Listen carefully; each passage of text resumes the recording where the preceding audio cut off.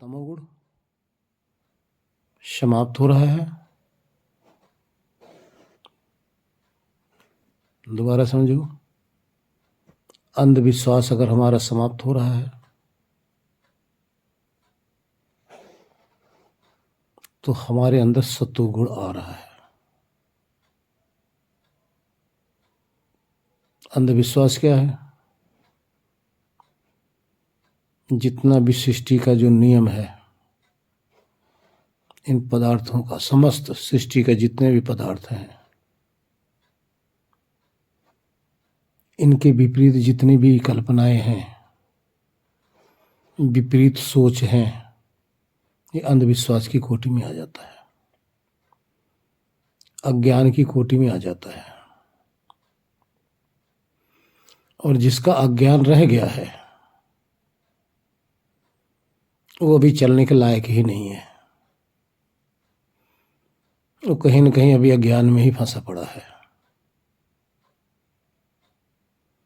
कितनी बार बताया गया है कि आपका जो मन है एक कैसेट के समान है, यानी कैमरा के समान है, और इसके अंदर जितने भी चित्र आप देखते हो वो रील है, उसमें पिक्चर समाई हुई है। अगर आपको मन की वृत्तियां और अपने में भेद का ज्ञान नहीं हो पाया तो अभी आप अध्यात्म के लायक ही नहीं हो, अध्यात्म में चले ही नहीं, अध्यात्म समझ ही नहीं आया।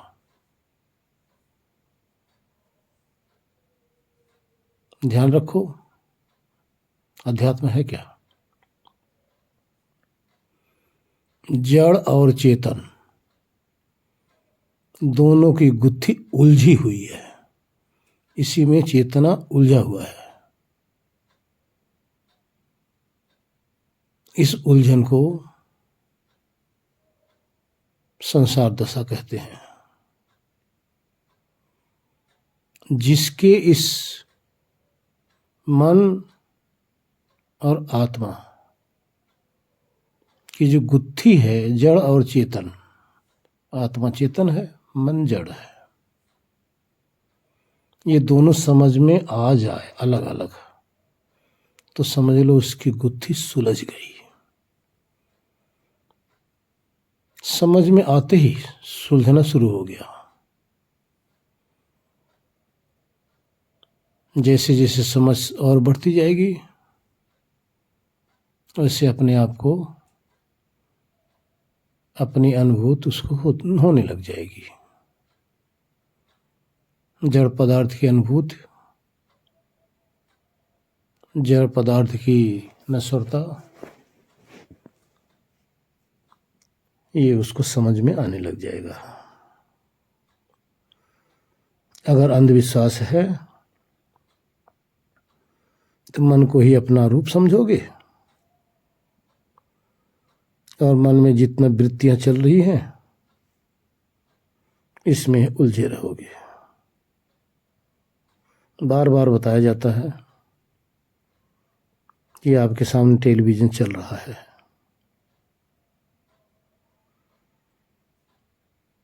जो टेलीविजन के अंदर आपके चित्र आ रहे हैं, गाने आ रहे हैं, वो आप नहीं हो। वो कहीं से सीडी या कैसेट या जो कुछ कह लो चल रही है, डिश के द्वारा, यूट्यूब के द्वारा, किसी के द्वारा आपके टेलीविजन के अंदर वो प्रसारित किया जा रहा है, आपके टेलीविजन के अंदर पहुंचाया जा रहा है।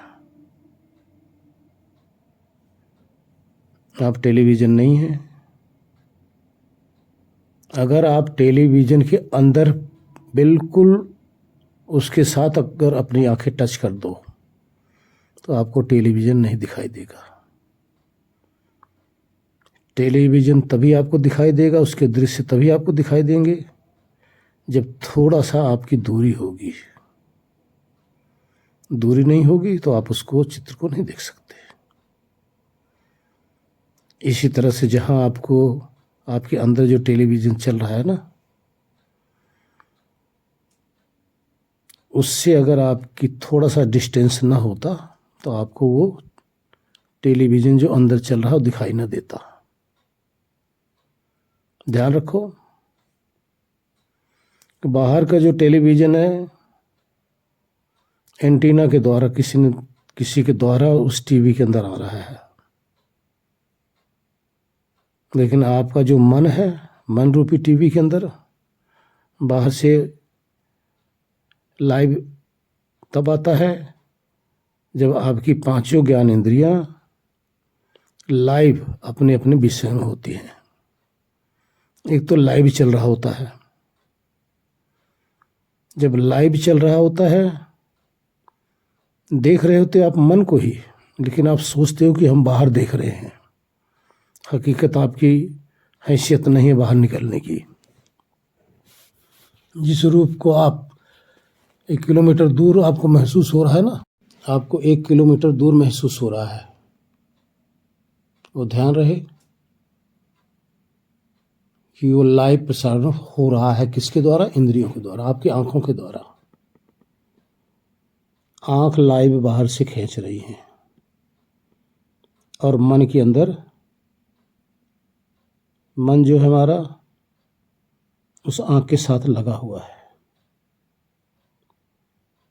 आप भी अंदर ही हैं और मन भी अंदर है, और आपको ये भ्रम हो जाता कि मैं तो 1 किलोमीटर दूर देख रहा हूं। नहीं, 1 किलोमीटर दूर आप नहीं देख रहे होते, आप तो अंदर ही देख रहे होते हो। जो दृश्य बाहर से रेटिना के द्वारा रिवर्स होकर आपके मानस पटल पे अंकित हो रहा है ना, आप उसी को देख रहे होते हो। आपको भ्रम होता है। इसी तरह से जब आप अभ्यास करेंगे तो आपको सारा ज्ञान होने लग जाएगा। बाहर से शब्द आ रहा है, बाहर से खींच के ला रही है आपकी कर्ण इंद्रिय। आप सोचते हो कि मैं वहां से को सुन रहा हूं, नहीं, वहां आप नहीं सुन रहे होते हो, आप तो अंदर ही सुन रहे होते हो। एक होता है लाइव, लाइव में भी आप अंदर ही होते हो, मन भी आपका अंदर होता है। लेकिन इस दशा में क्या होता है, आपका मन इंद्रियों के साथ लाइव रहता है। आपका मन इंद्रियों के साथ लाइव रहता है, और आप इस मन के साथ रहते हो, जिसको लाइव दृश्य कह सकते हो। लाइव रिकॉर्डिंग यहां हो रही है। लेकिन जब आप बैठ जाते हो आंख बंद करके, तो अब वो डी लाइव चल रहा होता है। अब यहां लाइव बंद हो गया, अब डी लाइव चल रहा होता है। डी लाइव का अर्थ है पहले से जो इसके अंदर भरा हुआ है। अब आपने कोई भी तस्वीर या किसी भी तरह से आपने उसमें देखने लगे, आप बड़े हर्षित होने लगे, अरे गुरु की तस्वीर आ गई, ये तो गुरु प्रकट हो गया। फला देवता की तस्वीर आ गई, अरे तो फला देवता मेरे सामने प्रकट हो गया। नहीं, कोई प्रकट नहीं हुआ, जो जहां है वहीं है। ये आपकी डी लाइव पिक्चर चल रही है। अब आप उस पिक्चर को देख रहे हो जो आपने पहले से इसके अंदर भरा हुआ है, समाया हुआ है। इस तरह से जब आप रहस्य को समझेंगे, देखेंगे, तो आपका संशय छिन्न भिन्न होने लग जाएगा। तभी आपको आत्मज्ञान हो पाएगा। और जैसे जैसे इधर आप आओगे, वैसे आपका तमोगुण जो है ना, तमोगुण क्या है? अज्ञान, अंधविश्वास, ये जाने लग जाएगा। आपको पता चल जाएगा जितनी भी मूर्तियां आप देख रहे हो ना, चाहे आज की हैं चाहे पहले की हैं, चाहे कागज में छपी हैं, चाहे पत्थर की बनी है, चाहे मिट्टी की बनी है, चाहे संगमरमर की बनी है, किसी चीज की भी बनी है, क्यों ना बनी हो, आप देखेंगे उसके अंदर मिट्टी का ही अंश है। लेकिन जो तस्वीर है उसके अंदर हम आप जैसे ही कोई कलाकार ने कलाकृति बना रखी है, आकृति बना रखी है। अब उस आकृति को समझ के अगर आप भ्रमित हो जाओगे ना तो गलत है, क्योंकि आकृति क्या है? मिट्टी है। ऊपर कलर लगा के एक आकार दे के उस पर कलर लगा दिया गया, वो चित्र नहीं बन गया और न वो शरीर बनी है, लेकिन एक प्रकार का बिंब बनाया गया है पहचान के लिए। पहचान क्या कि ऐसे इसी तरह की हमारे फला महापुरुष की शरीर थी। ध्यान रखना, महापुरुष नहीं थे, महापुरुष की शरीर इस तरह की थी, वो भी बाहर की। अंदर ना तो आपने नसें देखा, ना हड्डियों को देखा, कुछ नहीं, सिर्फ आप एक आकृति देख रहे हैं। तो इसमें भी आप मान के चलो कि ये सारे संशय हट जाने चाहिए। तो जो भी अंधविश्वास है हमारा संसार का, कितने भूत का, कितने प्रेत का, कितने देवी का, कितने देवताओं का, कितने भी, सब मन के अंदर बिठा रखे, ठीक है, कोई बात नहीं, भ्रमित मत होइए। ज्ञान जब आता है तो ज्ञान का एक ही काम है, ज्ञान के प्रकाश से अज्ञान का नाश होता है, ये पहचान है। और अज्ञानी भ्रमित होता है क्योंकि ज्ञान नहीं है, और ज्ञानी भ्रम से मुक्त हो जाता है क्योंकि ज्ञान हो रहा है। अज्ञान तमोगुण है, तो सबसे प्रथम तमोगुण जाता है। जब तमोगुण जाने लग जाता है तो उसके अंदर सत्वगुण प्रबल होने लग जाता है। अब सत्वगुण क्या करता है? सत्वगुण ज्ञान से आता है, ये हमारे समस्त अज्ञान का नाश कर देता है, समस्त तामसिक विचारधाराओं को नाश करके रख देता है। ये सत्वगुण की पहचान है। अब आई रजोगुण की बात। रजोगुण क्या करता है? रजोगुण हम सभी आत्माओं को संसार की सुंदरता की तरफ आसक्त करता है, खींचता है। और तमोगुण संसार की अज्ञानता की तरफ ले जाता है, संसार में भ्रम पैदा करता है, तरह तरह की मिथ्या सोच, मिथ्या विचार यानी विपरीत ही की तरफ ले जाता है। और रजोगुण संसार के पदार्थों की तरफ, आसक्ति की तरफ ले जाता है। अब देखो रजोगुण है क्या? जो सुंदर सुंदर कपड़े पहनते हो ना, कलर युक्त, ये रजोगुण है। बहुत सुंदर सुंदर रंगाई पुताई करके जो मकान तैयार कराते हो, जो कलर भरा जाता है, ये रजोगुण है। जो भोजन के अंदर मिर्च मसाला आदि जो डाल के जो स्वाद बनाते हो, ये रजोगुण है। तो रजोगुण क्या करता है? आसक्ति पैदा करता है, हमारे अंदर खिंचाव पैदा करता है। कभी आप देखो, आप अपने चादर बेड पे लेटे होगे तो आपकी चादर बिछी होगी, जितना उसमें डिजाइन होगा, कलर होगा, वो क्या है? चद्दर तो आपका सूती होगा या कपड़े का ही होगा ना, लेकिन उसमें कलर क्यों भरा जाता है, डिजाइन क्यों किया जाता है? यह रजोगुण है, ये आसक्ति के लिए। कहने का तात्पर्य जो हमें आसक्ति जो पैदा करता है, हमारे अंदर खिंचाव, अटकसन जो पैदा करता है, उसी का नाम रजोगुण है। लेकिन मास्टर जी याद रहे, जब आपको ज्ञान होने लग जाएगा ना, ये रंग के पीछे नहीं पड़ोगे आप फिर, क्योंकि रंग, ये जो कलर है, ये रजोगुण है।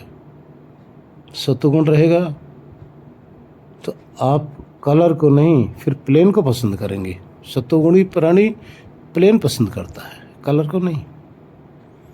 और रजोगुणी प्राणी कलर को पसंद करता है, ये पहचान है। इस तरह से रजोगुण हटने लग जाता है।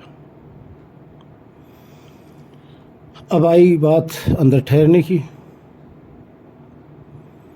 जब तक ये दोनों नहीं जाएंगे आप ठहर ही नहीं पाओगे। जब तक आपके पास ये दोनों हैं, आपकी वाणी में आवाज़ भारी मिलेगी, अहंकार युक्त मिलेगी। ये रजोगुण के कारण से है, तमोगुण के कारण से है। अहंकार युक्त अपने आप को ज्ञानी सिद्ध करते रहोगे। आपको कहा जाए ऐसा नहीं, ऐसा नहीं, आप नहीं मानोगे। आप उसी बात को की पुनरावृत्ति करते रहोगे। क्यों? कि आप जो ज्ञान कहना चाह रहे हो, आपकी ज्ञान को ठेस पहुंच रहा है। ध्यान रखो, ये जो ठेस है ये रजोगुण के कारण से, तमोगुण भी इसमें है। आप किसी को सुनोगे नहीं, अपने ही कहना चाहोगे। ये तमोगुणी और रजोगुणी के सामने अगर भगवान भी आके खड़े हो जाए ना, कहने लग जाए, तो मानने वाला नहीं है, इतना हठी होता है। सर पहचान है भाई। देखिए, कहते हैं कभी कभी दूसरी, चौथी, पांचवी क्लास का पढ़ा हुआ प्रोफेसर को भी शिक्षा देता है। क्यों? उसका क्या कारण है? इसी कारण से कि उसके अंदर रजोगुण भी है, तमोगुण भी है। मानना नहीं चाहता, जबकि सामने प्रोफेसर बैठा हुआ है और 5वीं क्लास में है, लेकिन प्रोफेसर को भी वो शिक्षा ही देगा। जो भी देगा 0/0, उसका कोई तात्पर्य भी नहीं होगा, प्रमाणित भी नहीं होगा। प्रोफेसर प्रमाणित शब्द बोलते हैं, प्रमाणित ज्ञान होता है। और रजोगुणी तमोगुण का मानसिक विचार होता है, काल्पनिक विचार होता है। इन दोनों में फर्क होता है। तो कहने का तात्पर्य है, हमें धीरे धीरे अपने रजोगुणी और तमोगुणी स्वभाव से हटना है।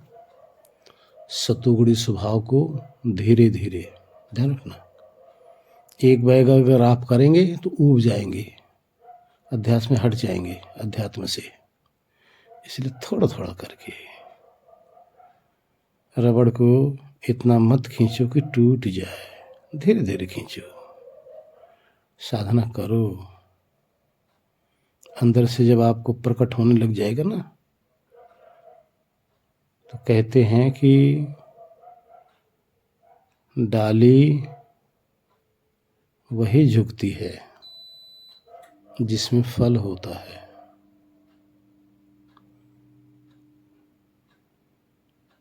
ज्ञान के अंदर, वार्तालाप के अंदर, उसी के अंदर सरलता होती है जिसमें ज्ञान होता है। अनाड़ी लोग, मूर्ख लोग, अज्ञानी लोग बहस करते हैं। ज्ञानी टू द पॉइंट प्रमाण करके एक एक शब्द प्रमाणित होता है। इस तरह से रजोगुण और तमोगुण और सतोगुण तीनों में भेद होता है। अब हमें सोचना क्या चाहिए?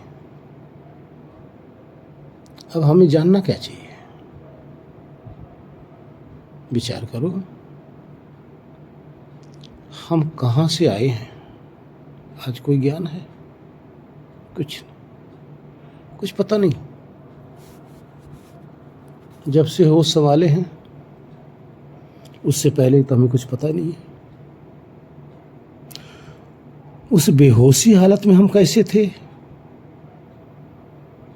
क्या दशा हमारी थी, हमें कुछ नहीं पता।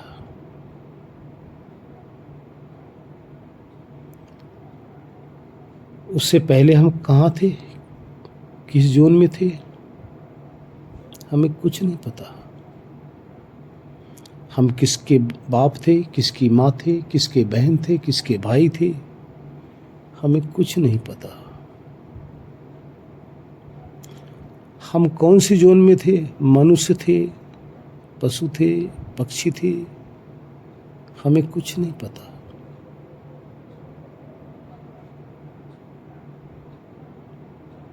हम आज क्या कर रहे हैं, हमें क्या करना चाहिए, ये भी नहीं पता।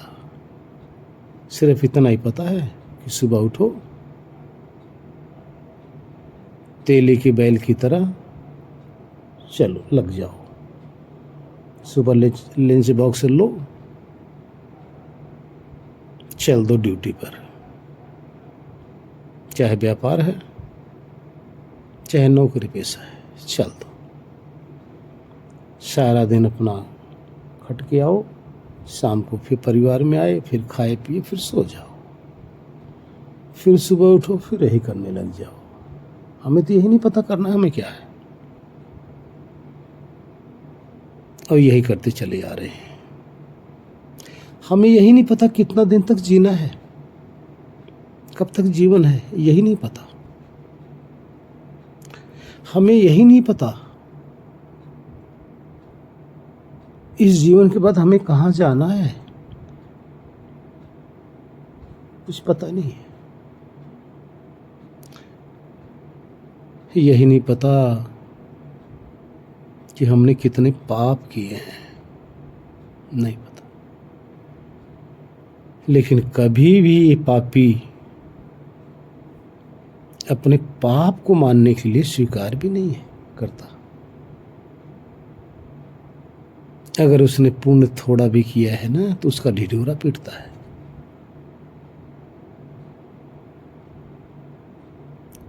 पाप का फल जब उसकी बारी आती तो उसको लेना नहीं चाहता, लेकिन पुण्य का फल सबको चाहिए। पाप का फल दुख नहीं चाहिए, पुण्य का फल सुख सबको चाहिए। करते क्या हैं? पाप, अधिकतर पाप होता है। पुण्य तो वही करता है जो ज्ञानी सज्जन पुरुष है, जो महात्मा है, जिसके दिल में रहम है, जो परमात्मा को अपने सामने हाजिर नाजिर देखता है, वो तो पाप नहीं करेगा। अगर पाप भी नहीं करेगा तो पुण्य का फल भी उसको नहीं चाहिए, वो निश्चिंत रहता है। परमात्मा जो देंगे सब ठीक है, सब स्वीकार है। अब विचार करो, हमें कुछ पता ही नहीं है, ना पिछले का पता है, ना आगे का पता है। इतना तक हमें करना क्या है यही नहीं पता। इतना तक जब हम नींद में सो जाते हैं, खर्राटे लेने लग जाते हैं, तो शरीर जिंदा है या मुर्दा है ये भी नहीं पता होता।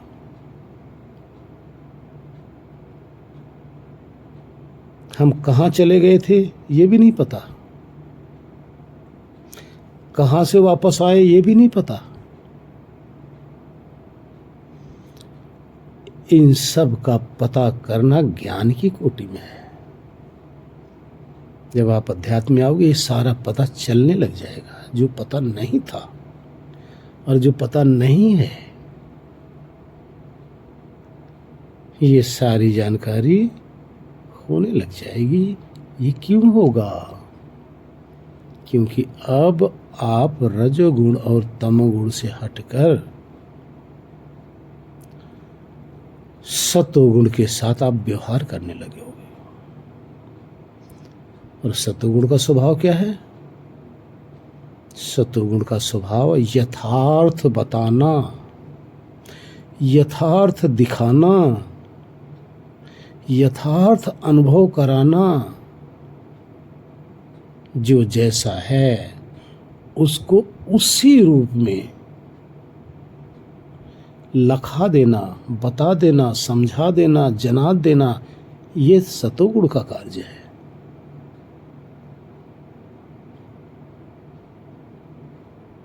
इसलिए हमें चाहिए कि जितने भी बातें हैं छोड़ देना चाहिए। कभी भी ऐसी बातें उलूल जुलूल करनी ही नहीं चाहिए।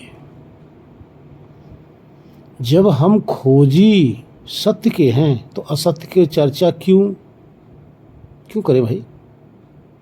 अगर असत्य की चर्चा आप कर रहे हैं, अगर आप एक जन इसकी चर्चा शुरू कर दोगे ना, तो सबके अंदर उस समय उतने काल तक असत्य ही आकर उनके मस्तिष्क पर विराजेगा। असत्य ही आकर विराजमान हो जाएगा और फिर चर्चा भी आप असत्य की करने लग जाएंगे। इसलिए असत्य से दूर रहो और सत्य के संग लगे रहो। इस तरह से अपना कल्याण करो। समय ज्यादा हो रहा है। जानकारी प्रणाम गुरु जी। जब कोई स्वप्न देखता है, स्वप्न में जब रजोगुण, देखिए रजोगुण जब आता है तो जो पहले पात्र आप लेते हैं वो यथार्थ होता है। पात्र का अर्थ इंसान अगर दिखा तो इंसान यथार्थ है, गाय दिखी यथार्थ है, कुत्ता बिल्ली देखा यथार्थ है। थोड़ी देर में आप देखेंगे उसी में परिवर्तन हो जाता है। तो ये प्रभाव आ गया। रजोगुण तो चल ही रहा था, स्वप्न जो दिखाता है रजोगुण है। इसके अंदर जब तमोगुण आ गया तो वो जो पात्र है बदल गया, चेंज हो गया डायरेक्ट, एक क्षण में कुछ का कुछ दिखने लग गया। ये तमोगुण का प्रभाव से होता है। लेकिन जब उसके बाद में जब सतोगुण आ जाता है तो सतोगुण का प्रभाव क्या होता है? सतोगुण में आप स्वप्न भी देखेंगे ना, तो वो स्वप्न भी आनंददायी होता है। और खास कर जिस समय कोई संत जन, साधक जन, कोई जिज्ञासु साधना करने वाला अगर किसी ऋषि मुनि या संत या गुरु को अगर देखता है ना, तो उस समय सपना के अंदर रजोगुण के साथ सतोगुण मिश्रित है। सतोगुण दोनों साथ में चल रहे हैं। ऐसा सपना जो है समाधि के अंदर योग दर्शन में लाभदायक बताया गया है कि अगर साधक का मन नहीं लग रहा है, ध्यान नहीं लग पा रहा है ना, तो अगर ऐसा कोई सपना देखा तो उस सपने को याद करने लग जाओगे, तब भी समाधि लग जाती है। योग दर्शन में ये विधि बताई गई है। कोई भी साधक होगा, आप साधना करते रहोगे तो आपके सपने में भी परिवर्तन आने लग जाएगा। कहीं आप देखेंगे पहाड़ों पे बैठे हैं, साधना कर रहे हैं। कहीं आप देखेंगे किसी संत जन के सानिध्य में आप बैठे हैं, ये बहुत लाभदायक सपना है। कहीं आप देखेंगे प्रवचन सुन रहे हैं, कहीं आप देखेंगे कि किसी आश्रम में आप बैठे हुए हैं, अगर ऐसा सपना आपके पास आता है तो ये बहुत ही लाभदायक है, ये आपके सात्विक सपना है और इसके अंदर हर्ष होता है, खुशी होगी। उठने के बावजूद भी आप उठने के बाद आपको खुशी महसूस होगी, अरे आज तो अपने गुरु को देख लिया है? गुरुजी मैं कल पूछ नहीं पाई, मैं इतनी आनंदित थी पूरा दिन, क्यों मैं कल कहीं। तो ऐसा अगर कोई साधक सपना देखता है, सत्संग सुन रहा है, सत्संग कर रहा है, सेवा कर रहा है, मंदिर में गया है, कुछ भी संत जन के साथ में है, तो समझ लो उसका जो अध्यात्म है ना, जो सारा दिन आपने अध्यात्म के विषय में सोचे हो ना, ये सोच वहाँ आ गई, ये आपका विचार वहाँ भी चल रहा है। यहाँ तो आप कर ही रहे हो, वहाँ भी आपका, यानी आपका सपना भी है ना, आपका संस्कार। इससे ये पता चलेगा कि आपका संस्कार अच्छा बन रहा है। अगर आप संसारी या दुनियादारी का सपना देख रहे हो, आप अध्यात्म में हो, तो ध्यान रखो कि आपका हृदय गम्य संस्कार नहीं हो पाया है। जब आपके अंदर संस्कार परिपक्व होता है ना अध्यात्म का ना, तो सपने में भी आप यही कर रहे होते हो, साधना कर रहे हो, ध्यान कर रहे हो, सत्संग सुन रहे हो, सत्संग सुना रहे हो। यही होना चाहिए, क्योंकि संत जन जो सपना भी देखते हैं ना, संसार की नहीं देखते, अध्यात्म की देखते हैं। और जो अध्यात्म का सपना आने लग जाए तो ये मान के चलना कि अब हमारा जो संस्कार है अध्यात्म के प्रति परिपक्व हो गया है, जो सपने के अंदर भी चल रहा है। हरि ओम। शांति शांति शांति। ओम शांति।